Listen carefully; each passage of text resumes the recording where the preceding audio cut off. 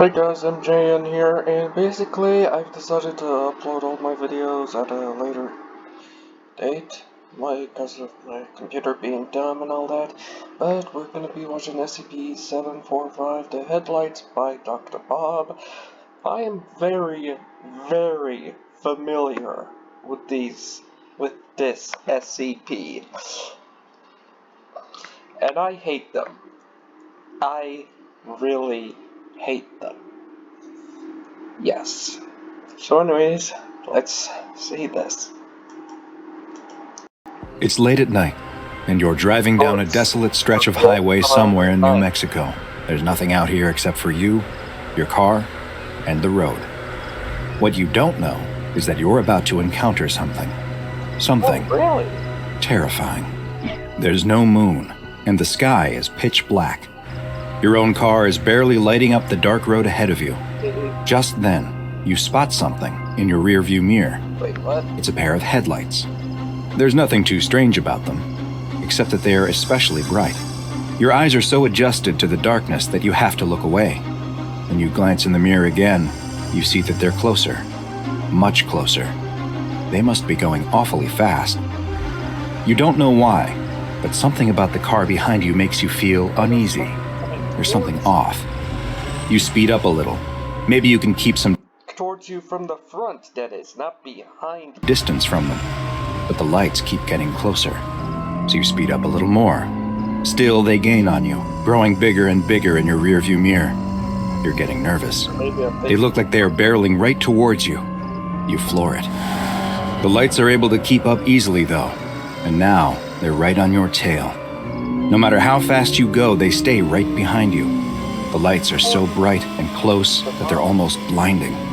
You're in a full-blown panic. What is going on? Now the lights are swerving back and forth behind you. What do they want? You take a sharp turn without indicating, but they follow you without difficulty. You keep your foot smashed down on the accelerator. Your engine is screaming, but they just get closer and closer. They're right on your bumper.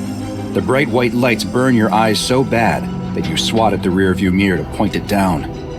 You look up just in time to see the deer standing in the middle of the road. You slam on your brakes as hard as you can. Your tires squeal loudly in the night, and you brace yourself to both hit the deer and get rear-ended from behind. You stop inches from the deer as something incredible happens. The two headlights seem to split, passing by you on either side of your car. You and the deer lock eyes for a split second as if you're both thinking, "What was that?" before the deer hops away into the night. You don't know what's happening, but you're not going to wait around to find out. You throw the car in reverse and hit the gas before whipping it around 180 degrees.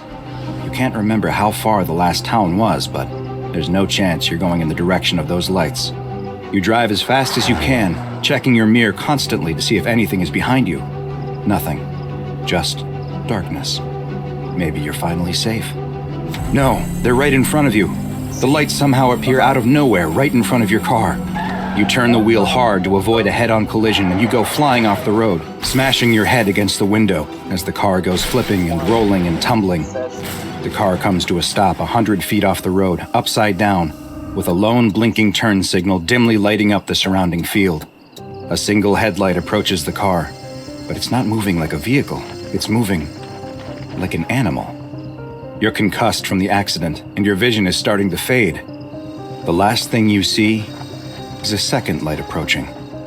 The next morning, the local sheriff is investigating the scene of a single car accident. Curiously, there's no body, just a few scraps of clothing and a pair of tennis shoes sitting neatly in the upside-down roof of the car. Strangest, though, are the childlike handprints all over the dirty car door. The sheriff doesn't know what to think. What the sheriff doesn't know is that he has just come upon the aftermath of an SCP-745 attack. A strange and mysterious creature known There's no like, "Hi, I'm Dr. Bob, and this is blah blah blah." No? There's nothing like that? as the headlights.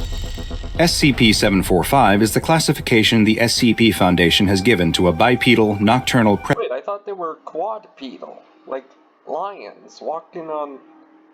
Am I thinking of this wrong? I think I'm wrong about this whole SCP. I only remember the part about it being mistaken predator, for headlights. whose hunting grounds are an abandoned stretch of highway in northern New Mexico. SCP-745's most distinctive feature, by far, is its head, the top of which is a bloated sack of translucent skin. There are no visible sensory organs present on the head, nor does it appear to have a solid skull, and the creature's brain can be directly seen through the semi-transparent skin, which is covered in a web of bioluminescent organs. These organs are capable of producing a steady output of light that's been measured between 1400 to 3200 lumens, which is the equivalent of bright xenon gas headlights. The entity has been observed to have the ability to change the color of this light, as well as flash it in specific patterns. It is theorized that it engages in this behavior as a way to defend itself, and potentially may also use it as a way to communicate with other members of its species. The rest of SCP-745's body is covered in skin that is a deep, dark, black color that almost seems to absorb light. This quality, when paired with their blindingly bright head protrusion, gives the appearance of a floating point of light in the darkness. Because SCP-745 entities hunt almost exclusively in pairs, with their preferred hunting grounds being remote sections of highway, they are easily mistaken for oncoming or approaching headlights.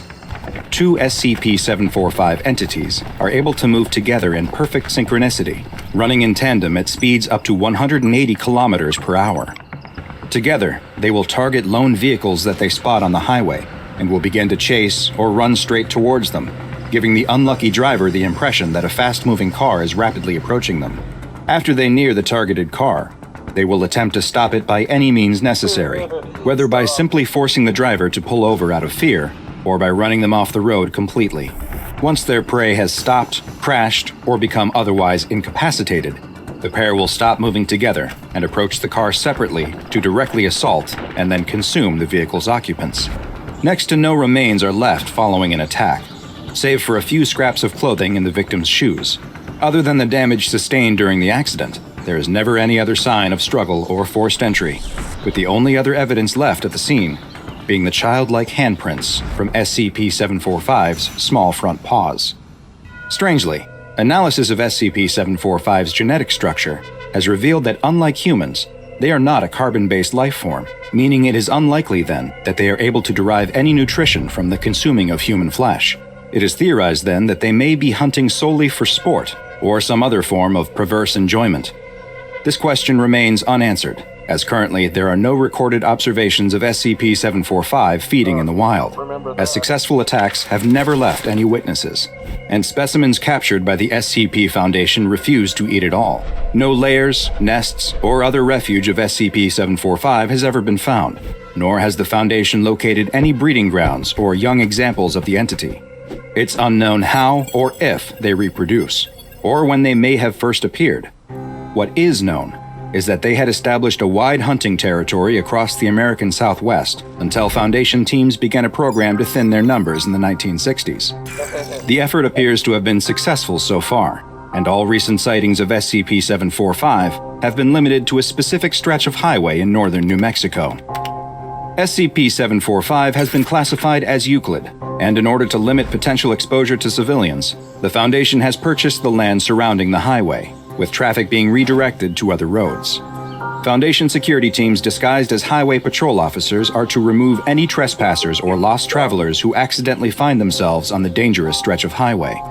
The security teams are also tasked with attempting to capture any instances of SCP-745 that they can, and any recovered creatures, live or dead, are to be loaded into Class 3 BCU storage containers and transferred to Site-17 for further study. Containment procedures that are able to preserve living specimens are still being researched, and currently, no examples of SCP-745 have survived for more than a week in captivity. However, seeing as there have been no new sightings of SCP-745 outside of the isolated and monitored stretch of highway, and all reports of phantom lights elsewhere in the country have not pointed to evidence of additional SCP-745 outbreaks, they are considered to be effectively contained. Now go and watch another entry from the files of Dr. Bob, and make sure you subscribe and turn on notifications so you don't miss a single anomaly as we delve further and further into the SCP Foundation's classified archives. Alright, subscribe to me, subscribe to him, check out the original video in the description, blah blah blah. Alright, do that, and I'll try to upload my videos more often. See ya!